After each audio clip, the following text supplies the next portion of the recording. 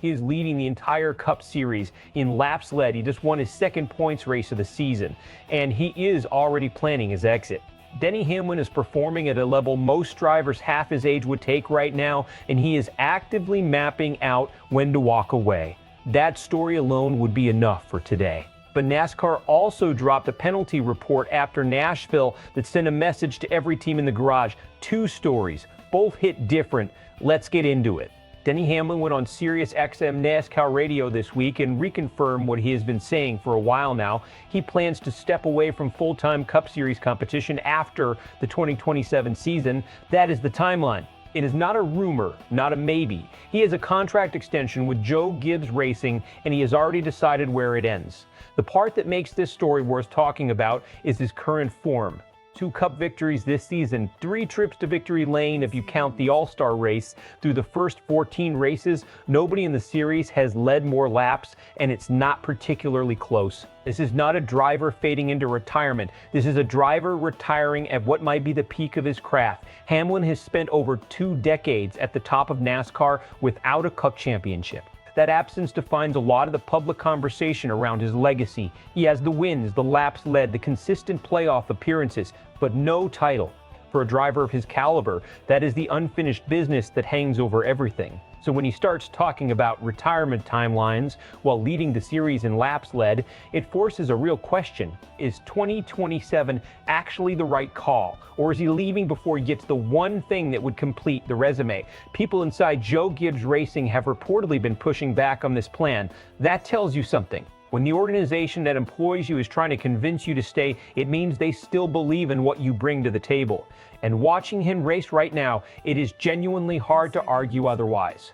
What Hamlin said publicly this week was more revealing than a lot of drivers ever let on. He used the word paranoid, specifically about his ego being paranoid of the decline that comes for every athlete eventually. He wants to be standing in victory lane, not wondering when his last victory was. That is actually an unusually self-aware statement. Most elite competitors cannot separate themselves from the competition while they are still winning.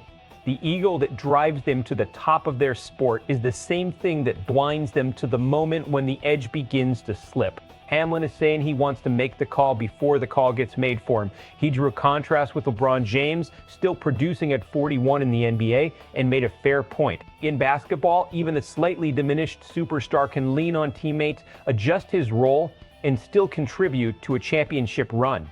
NASCAR does not work that way. The crew chief matters. The pit crew matters. The car matters enormously. But when a 10-race playoff comes down to split-second decisions at 180 miles per hour, the driver remains the variable that no team can fully compensate for. If Hamlin loses even a few percent of that edge, the championship math changes in ways that might not be visible to fans watching from the outside. The risk of staying too long in NASCAR is not just about losing races.